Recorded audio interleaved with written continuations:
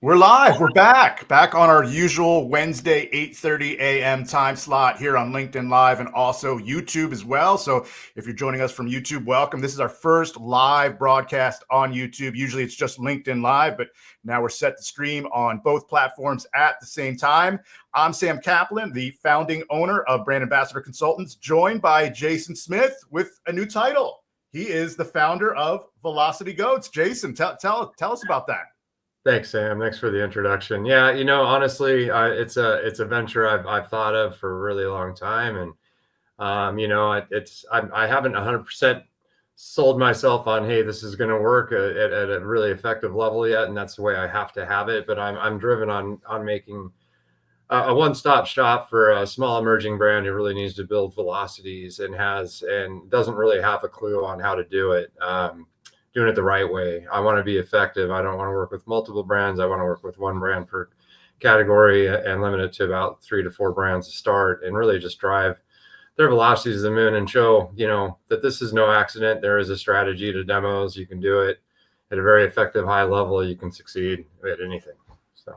And Jason, you've built multiple brands, through the years. And if anyone's interested in getting in touch with you, we've got our contact information at that ticker at the bottom. Jason, I would assume LinkedIn is probably the best way to get in touch with you for the time being. Yeah, for the time being, like I said, it's imperative for me to leave Ithaca in the best situation possible. So I'm still in my last 2 weeks, and I never want to, I'm busy, for 8 to 10 hours just with that. But I've had a little time to at least get the LLC started. I haven't even got a website up. I need to create an email. There's still so much to do if I make this happen. But I've had a lot of amazing founders and brands reaching out to me like, hey, can you help us? And I don't think I can help everyone, but I know I can help the right brands. So.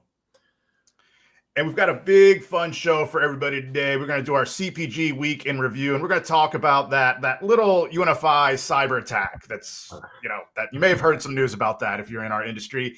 Then for our main event, this is going to be a fun one. Jason and I will each present our Mount Rushmores of the best field marketing campaigns / programs of all time. So we're each going to go 4. I've done some pretty fun research the last couple of days. Looking forward to giving my picks and hearing Jason's picks. And then we'll close it out with New and Natural. We are going to review Honey Mama's new protein bar. So I'm very excited. Jason's tried it. I've not tried the new protein bar, so looking forward to that here in a little bit. But let's transition now to our CPG week in review. And I think that, with our special that we did last week, our special masterclass, we were not on during our regular time slot, and we were not going to talk about topical current events because we wanted that presentation last week to be evergreen as possible. So we wanted to come off as timeless and not dated. So we didn't talk about things that were going on in the news. But we are talking now about the UNFI cyber attack that has affected just about every brand in our industry, one way or the other, whether you're a product or a service. The impact has been earth-shattering. And Jason, I first got attuned to Gregory Esslinger through a shared post that you did on your LinkedIn. And Gregory, you look at his LinkedIn profile, he promotes himself as a UNFI expert. And expert is a term that gets thrown around loosely these days. But I looked at Gregory's feed and all the posts he has on this UNFI situation. And he truly is an expert on UNFI. I mean, this has been the best. His LinkedIn feed has been the best source for me in terms of information with regards to what's going on with this UNFI outage. So highly recommend that you connect with Gregory on LinkedIn if you're looking for the latest info. But according to Gregory's latest update, it looks like things are kind of moving forward a little bit, but there's still a long ways to go before we get back to normal. Jason, just talk to me a little bit about how this UNFI outage due to the cyber attack has impacted your world. I mean, it's been a massive impact. I mean, if you're not getting product in the stores, not only are your velocities starting to tank because, you're not getting any sell through, probably a lot of the customers aren't returning to Whole Foods right now to shop because they don't know what they're going to get. And, let's talk about this on a broader spectrum here. This isn't just a Whole Foods thing. This is a Kroger thing. This is a Wegmans thing. This is a lot of retailers, Giant, Ahold, like a lot of retailers pull from UNFI and rely on them for a product. And, this is going to be a massive impact on everyone. Obviously, the demos haven't been happening. And that's really taken a big, it's hurting hurt our team, and it's unfortunate. And I didn't get any fortunate news yesterday. Teresa Mendoza of Interactions canceled all our demos through the 25th, just saying, hey, Wow. we're not doing them until we're sure that this is we're getting on the up and up. But speaking to grocery team leaders in stores every day, and a lot of them are telling me, hey, we can order maybe 1 to 2 cases at the most, and unless you're a top 100 item in the store, it's really hard to get your product consistently. And this is something that I think every brand, honestly, these things happen for a reason. This is a time for any brand who relies just on one distributor for retail to kind of take a look in the mirror and say to yourself, all right, well, if I had a DSD player in Works or a backup, I could be taking huge advantage of this situation. But instead, I relied on one distributor, and honestly, it's limiting. And I know a lot of retailers want you to use one distributor, but there's a lot of local DSD players out there that can do a lot for you. I'll tell you one that I love to work with in the Northeast.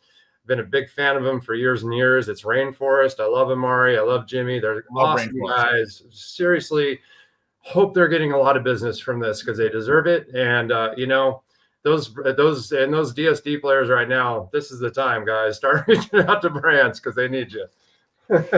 And Jason, correct me if I'm wrong. I know Rainforest does a lot of deliveries here in the Northeast for Whole Foods, but from a national perspective, I mean, Whole Foods pretty much has tethered itself rather to UNFI from a national perspective. And, I know when COVID happened, it forced a lot of businesses to rethink how they do things. And this is a catastrophe in its own right in certain ways. I mean, you can't get food on the shelves. That's a huge problem. Is this as bad as COVID? Absolutely not. But anytime the food supply chain is impacted to this extent, I call it a catastrophe. And Whole Foods, they've invested a lot of time and a lot of money, and they made a major commitment to back UNFI. And this is just speculation on my part. It's not based on any inside information. I haven't spoken to anyone, but I wonder if this is going to cause Whole Foods to rethink about the level of dependency it has on UNFI, and might they consider opening things up to other distributors? I mean, if this keeps going on the way it's going on, I don't think they're going to have a choice if they want to stay in business. This is going to really affect not only the brands and not only the services like myself and yourself, Jason, but the retailers. I mean, it's affecting their bottom line as much as anyone. And I just think that maybe they need to reconsider that, because this is just I think that even if it were to get back up to full strength next week, which I don't think is going to happen, even once it gets back to normal, there is going to be a backlog. And there are times where I go into stores now and the staff is short-staffed and they're having trouble on a regular day keeping the shelves stocked. And now there's going to be this backlog of product that it's all suddenly going to come in at some point, whether it's a week from now, 2 weeks from now, 4 weeks from now. And a lot of that product's going to sit in the back because there's only so much manpower within a grocery retailer unless they bring in the reset teams, or they bring in specialists to come in and augment their existing in-store teams. But these in-store teams, my heart goes out to them, because when the food supply chain gets going again, they're going to have a lot of work ahead of them. They're already working pretty hard as it is, and they're already short-staffed. So it's going to be quite a challenge for brands, retailers, all of us going forward here. And I just hope that UNFI communicates clearly with their partners. I've talked to some of our brands that we work with. They're very frustrated by the lack of communication they're getting, which is one of my biggest pet peeves in life. It's like when you go on an airplane. I get it. There's going to be mechanical issues, and we shouldn't fly if there's a mechanical issue, but just get on the mic, get on the microphone and let us know what's going on, rather than keeping us sitting there for 45 minutes wondering what is going on. That's the easiest thing to do, is communicate to your partners. And I from what I've heard, that's not going on right now. And I would love to see that. And, I'm not a cybersecurity expert by any stretch of the imagination. And I don't know what UNFI what steps they've undertaken in terms of, their cybersecurity, but it didn't work. That much we do know. That much I can tell you. Jason, any final thoughts there before we go into our main event? I want to do another shout out to Gregory, who you mentioned. Honestly, I've managed the UNFI relationship for brands and the KeHE relationship. The guy is just really solid information on LinkedIn. Really highly recommend you check out his posts. He is by far the most informative so far on this event that's happening, and it's been insightful. So thank you, Gregory. Now we're going to transition to a fun topic, talking about UNFI outage and lost business. Not too much fun, but I think, Jason, you and I are going to have a lot of fun with this. We're going to present our Mount Rushmores of the greatest CPG marketing campaigns and programs of all time. And Jason, I'm going to let you kick it off, and we'll just alternate. We'll go from there. I'm going to count mine down from fourth to first, but I'll turn it over to you to get us started here. Yeah, I mean, there's no real order to my four, but I'm going to start at the top with one of my favorite emerging brands that's come out, mostly because I'm a metalhead. But, I didn't know that about you. And I have a lot in common, but I didn't know that yet about you. I am a metalhead as well. Sorry to interrupt there, but that got me excited. So yeah, my last concert was Anthrax. I'll admit it. Like, I've followed them around for 40 years of my life. I love them, but it's a Liquid Death. Murder Your Thirst. What an awesome marketing. Like, first of all, really, really, death to plastic cans. I love that. It's environmentally free. Everything about Liquid Death, if you want to hate the brand for what it's putting out there, they're doing the right thing. So you really can't hate them for it. And their marketing to me is genius. I love seeing everything they put out. Their teams are incredible what they do with it. I have some swag that I purchased because I just love it that much. Shout out to Annalise Ventura, the brand, who's a really good friend of mine. But 1.4 billion valuation last year. Secured their Series D of $67 million. And that was in March of 2024.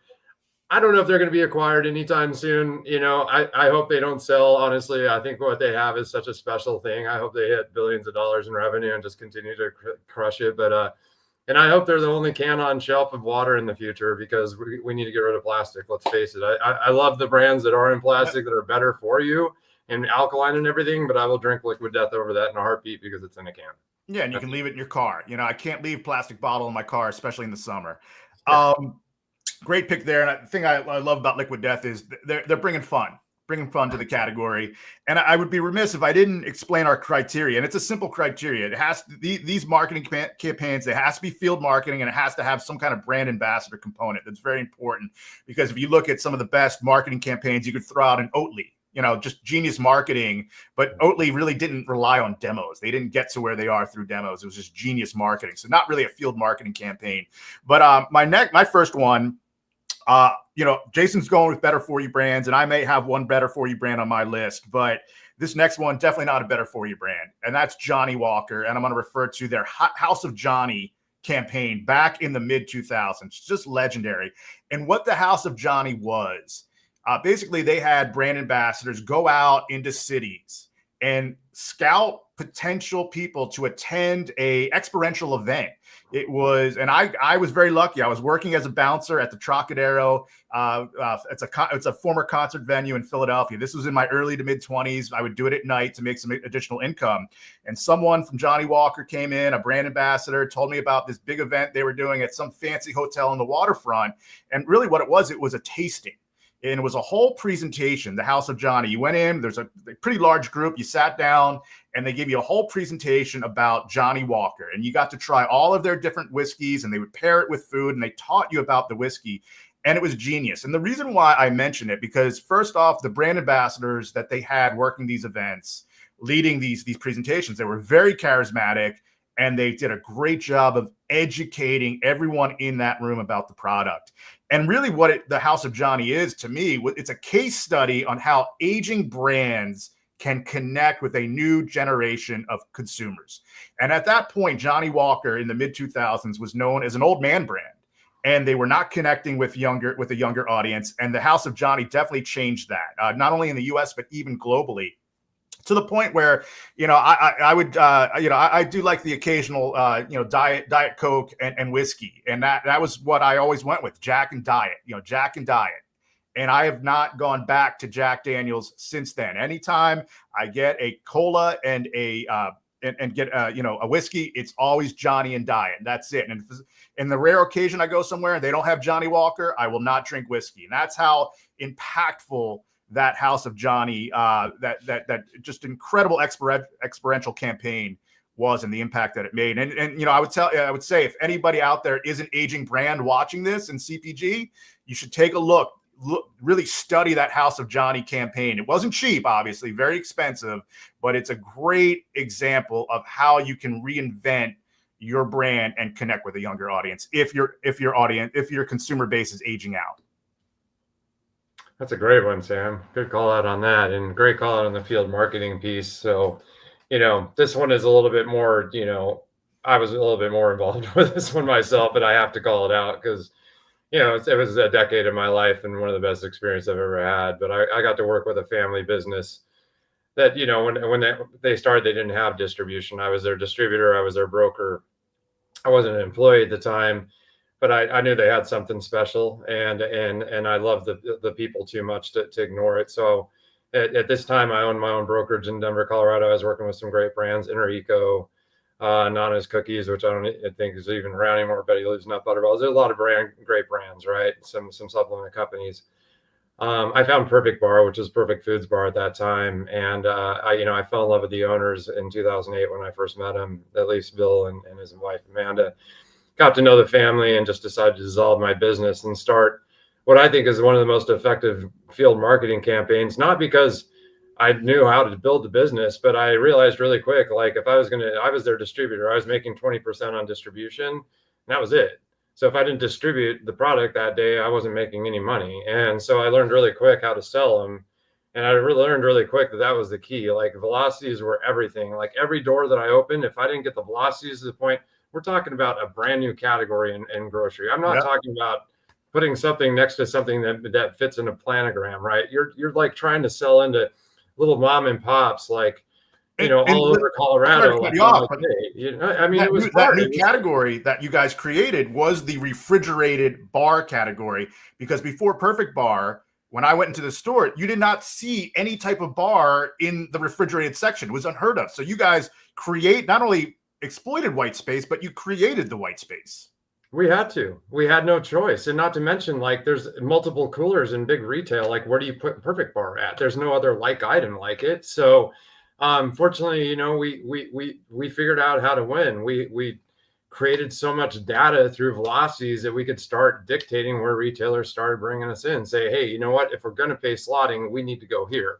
You know, instead of just being like, oh yeah, just put us wherever you want. And it was a lot of hard learning, but I can tell you this, when we tried to pull back on the demos, the brand started to fall off the shelf. And it was one of those things. Obviously there was some innovation with the dark chocolate sea salt bar that really put Perfect Bar's name on the market. And honestly, I don't know if it would ever got there without that flavor.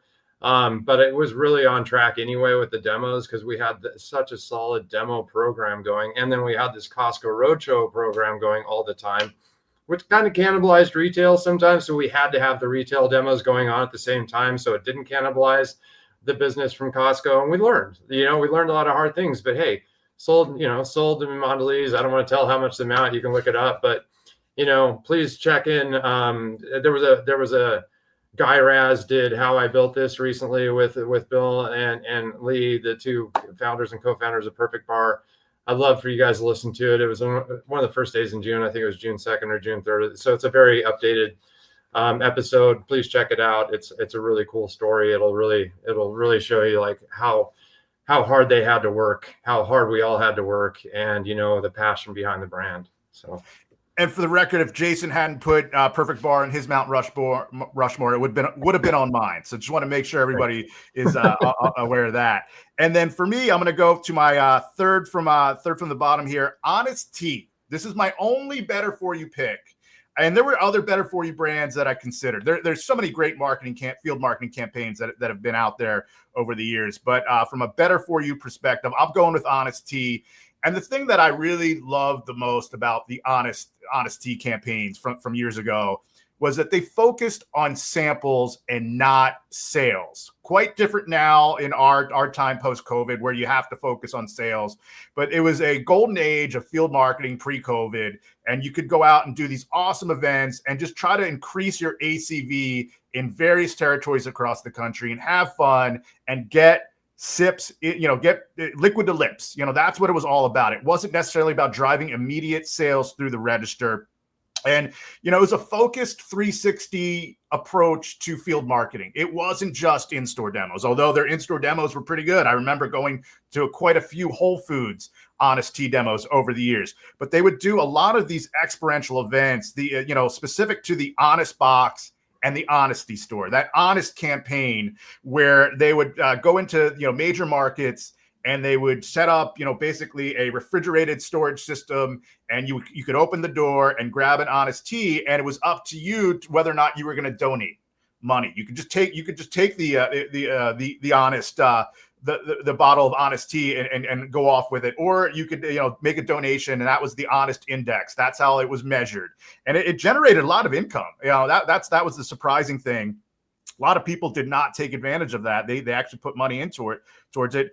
And the overall success, according to reports that I read, the campaign achieved over 17 million impressions and more than 322,000 interactions. And just the legacy that whole Honest Tea program has to this day. A lot of the ways we measure metrics at Demos Now was innovated by Honest Tea.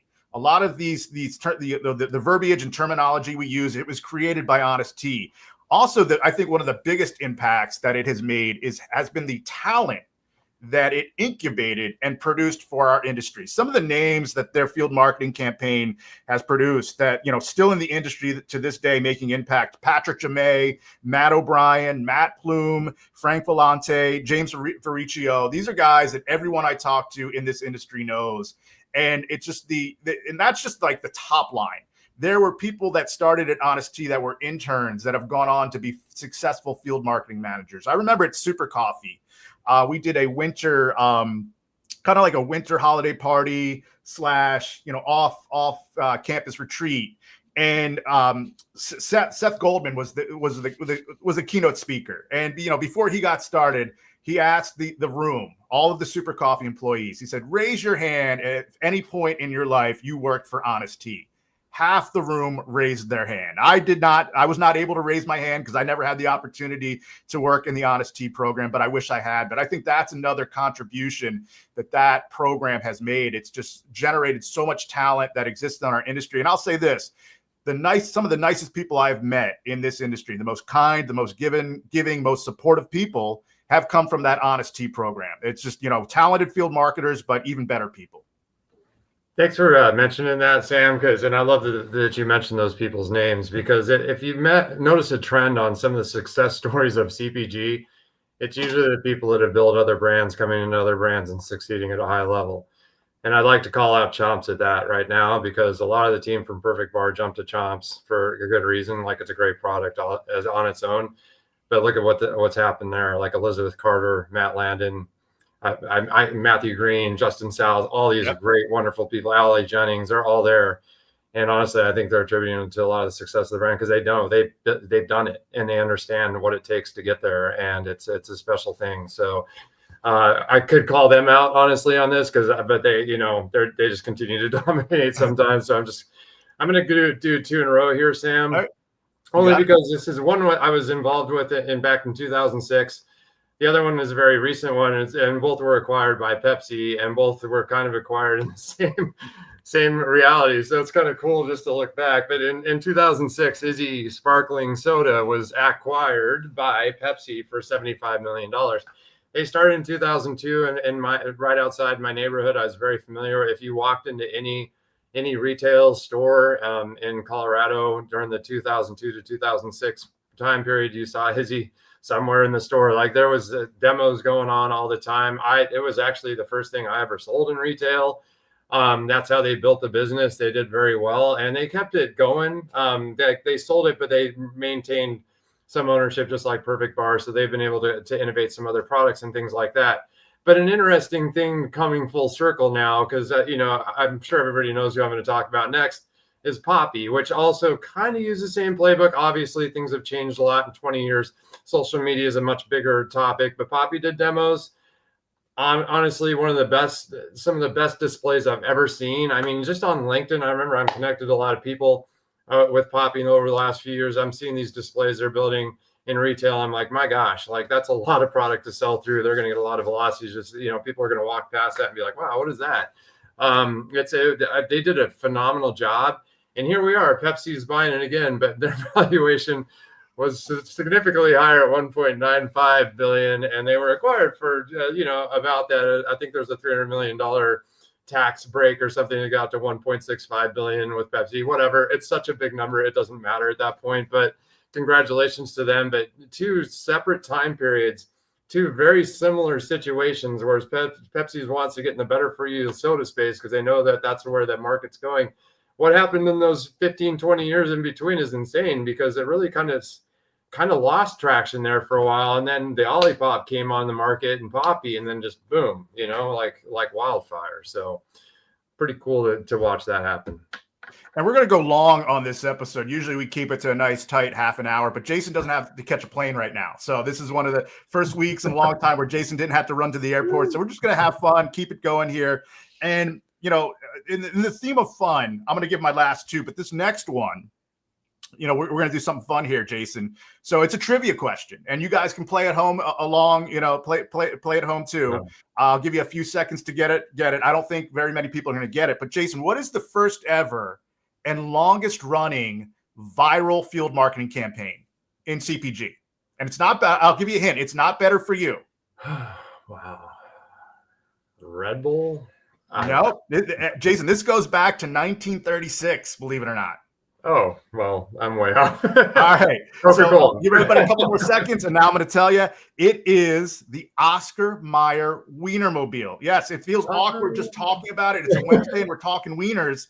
I feel weird saying it, but that's kind of some of the beauty of it. It's just a awkwardly fun viral campaign that started in 1936, and it's still relevant to this day. We live in a world now where everything is about going viral and creating content, and selfies. And, these Wienermobile events, I've never been to one, but I have a few brand ambassadors on my team that have worked these events at Kroger's in the Midwest, and they cannot stop talking about it, how crazy it gets. People line up early to check out this Wienermobile.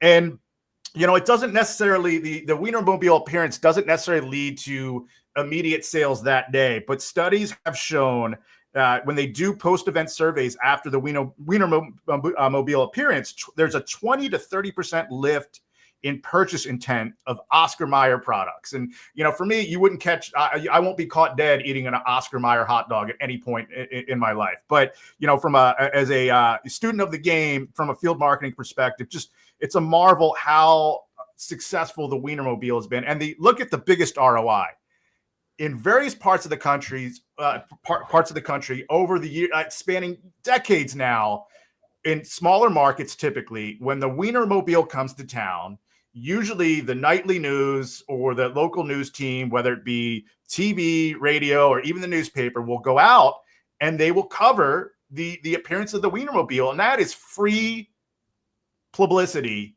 for Oscar Mayer. I tried to get a number, just an estimate on how much free press and free publicity and free advertising they've gotten over the years from the Wienermobile, and I couldn't get a number. Like it wouldn't generate. They said it's so large, it's hard to even comprehend. So that campaign goes back to 1936, still going. And I wonder why more brands haven't tried to knock off that concept, try to just get crazy and create like a super, awkward vehicle that everybody can't stop talking about. I mean, there's the Planters Peanut vehicle too. I don't know if you've seen that one rolling around, but I have not. It's not awkward enough, I guess. Oh, it's a big peanut. You can't miss it. No, that's a great one. I would have never guessed. Yeah, great job, Sam. That was great. And I'll go to my last one, number one of all time on my list. And Jason, you actually just guessed it, Red Bull. Just too many individual campaigns that they ran to really list. There was the Flutog campaign, all the partnering with extreme events. Jason, you mentioned you're a metal guy. I was a heavy metal guy, and that's kind of how I was introduced to Red Bull. It seemed like every Ozfest I would go to or Warped Tour, Red Bull had a table there. And the thing that I really admired, the innovation from Red Bull that I've tried to replicate at other brands, is that they did not do sample pours. No. It was a whole can sample or no sample at all. And what I learned from talking to people that worked at Red Bull, because I've actually worked at companies where people came from the Red Bull program, and they said Red Bull's perspective was, You may not like how we taste, but you're going to love how you feel. And that's why they spent the money and gave everybody whole can samples. And that's something that, I have looked to replicate in certain situations when it comes to field marketing. Also, the Red Bull Wings team at various events, the way they've the way they used to brand themselves. But I think the most clever thing that they did, the most impactful thing, creating the Red Bull and vodka drink. That is something that, what was that drink? It just Red Bull created it. And they went and they had brand ambassadors go into the bars and the clubs, and they made it happen. They made it a thing. I don't know if something like that could ever happen in today's environment. Just inventing something completely new and push it and get it to become a mainstay staple. Because, I was not an energy drink guy for the most part, but in my younger days, I'd like to go out, have some fun and party. And if I was with a group of friends, that wanted to keep going, and it was 11 or midnight and I wanted to go home and sleep, that was my drink, Red Bull and vodka. It just that was what you did. And a lot of people did that. So it's just an iconic campaign on so many levels. So Red Bull, you are my number one field marketing campaign of all time in CPG on my Mount Rushmore. And honestly, Red Bull, we had to fight over that one because everybody knows, what you did. But here's the one thing I want to say before we exit on this one is, yes, Red Bull created an experience by giving people a full can. Founders with tight margins don't give out free product if you have a premium item on shelf and you think someone's going to be like, oh, wow, this is great. I love it. And then they're going to go to the shelf and be like, holy cow, it's $5.99. Everything else is $2.50. I'm not going to purchase it. That's the reality. You have to find a sweet spot. The one thing Red Bull had going for it is $1.99 or less. So it was not that big of a pull for someone to go purchase it in retail. I've seen some brands with a much more expensive premium item, such as a kombucha or something, thinking they're going to have that same strategy and effect. Unfortunately, if you drink a kombucha, the effects aren't always immediately felt, obviously, but there's also a much more premium price tag usually on kombucha. So your conversion is going to be pretty low with that. Highly recommend getting some kind of revenue from selling that can instead of giving it out. Just my 2 cents. So, and my closing thought here, the key takeaway is if you are a, brand founder, or you're a field marketing president, head of a field, whole field marketing team, and you're just wondering, you're looking for creativity, you're wondering what you can do to separate yourself from other brands out there and gain market share. And I would say, go back to the classics, go back to Kind Bar, go back to Perfect Bar, study what Honest Tea did. There's a whole book. Seth Godin wrote a book about Honest Tea. Kind Bar, there's a book out there about Kind Bar as well. Go in and do the research, and I'm not saying replicate every single thing, but look for inspiration, see what you can borrow and take from those successful field marketing campaigns, and try to create something that has something borrowed, something old, and something new. So that would be my advice there as far as a key takeaway. But we are closing out the show here. We're almost out of segments here, but we're going to transition now to our, I'm going to call it new and natural. Jason and I have been reviewing products on every episode. This is one that Jason's very familiar with. I have not tried it yet. It is the Honey Mama's Protein Crunch Bar. Heard a lot of good things about it, but I'm going to crack this open. I'm going to try it right now. I'm going to let Jason give his thoughts first while I chomp on this. So Honey Mama's has been around for a while, probably one of the more decadent refrigerated items sold in natural, kind of meant towards that. Not a super functional high protein or anything like that. Just a decadent, delicious, but the ingredients are killer. Like, you're going to eat this and feel really good about it. The mouthfeel of a Honey Mama's is so unique. If you've never tried one, they're vegan. They're great. I highly recommend trying them. They're amazing. Those new protein ones, I know 8 grams of protein, obviously not enough macros for everyone in this world anymore, because everybody thinks they need 1,000 milligrams of protein every day. But your body can only process so much protein in a day, and then you secrete the rest. Thank you, Sam. Thanks for that. Yeah. Oh my gosh. Basic nutrition. Who thought of that word still? Go to a Brazilian steakhouse and eat all that steak. They call it the meat sweats for a reason. Your body can't process all of that protein, so you sweat it out. So that's that. We can talk about that that's a sidebar discussion there. Thank you, Sam. Well, on that, 8 grams of protein to me is sufficient, and the taste, I'm sure Sam's going to agree, no aftertaste, no weird mouthfeel. Honestly, it's one of my new favorite products I've tried. They had a 3 for $5 TPR in Whole Foods when they first launched. I think I bought the whole shelf out, and I have one a day. I think they're phenomenal. I'd love to get your opinion, Sam. I love them. I'm sure the audience saw I ate the whole thing. Sorry, I was talking while chewing. I know that's bad manners, but it's for the show, in the best interest of the show. Taste profile is unbelievable. I don't know what they're doing from a demo perspective, but whatever they're doing, if they are doing demos, double, triple down. Well, Jason, you know so much of what we do when we do demos. It's a taste play. You have to lead with taste. And in terms of taste, as far as a better for you all natural product, in terms of taste profile, I don't know if they could have done any better. So they should throw as much money as possible behind demoing. 100%. I mean, that's it. You could sell 120 bars in 3 hours if you sell by the case with this. I have no doubt. Trust me, that's the play that we used at Perfect Bar. We didn't sell them individually. We sold them by the box all the time. Box of 8 through the register. It's a slam dunk. And, we didn't even open the boxes anymore. We'd literally put them on the table and just sell them as 8-packs. Like, take these home, eat one a day. It's your breakfast every day. So, honey mamas, you got something really special there. I'd love to see how you drive trial on it, because you've had a special brand for a really long time. And, this is a really good time to get out there and do some demos, because you've got a lot of brands competing for that space now, and you've got a great item, like ingredients, taste. I mean, it couldn't be better in my opinion. So great job. Well, that does it for the 5th episode of the Demo Guys podcast. I want to thank everybody for joining us today. Been a fun episode. Couple of programming notes. Number one, there will be no live episode next week. What we'll do is we'll break up some clips from the masterclass that we did a couple weeks ago, or actually last week. You'll see some of those pop up on LinkedIn, on Instagram, on YouTube. So look out for those shorts. We will be back 2 weeks from now. I believe that will be, I'm not mistaken, you'll catch us live again July 2nd, 8:30 a.m. on LinkedIn Live as well as YouTube. But if you want to get in touch with Jason or I, hit us up through LinkedIn. You've got all that information on the ticker. And then when we come back on the 2nd, we've got a special announcement, another big announcement that we'll be revealing to the audience. But for the Demo Guys podcast, I'm Sam Kaplan. He's Jason Smith. We will see you in a couple weeks. Thanks, guys. Thanks for your support.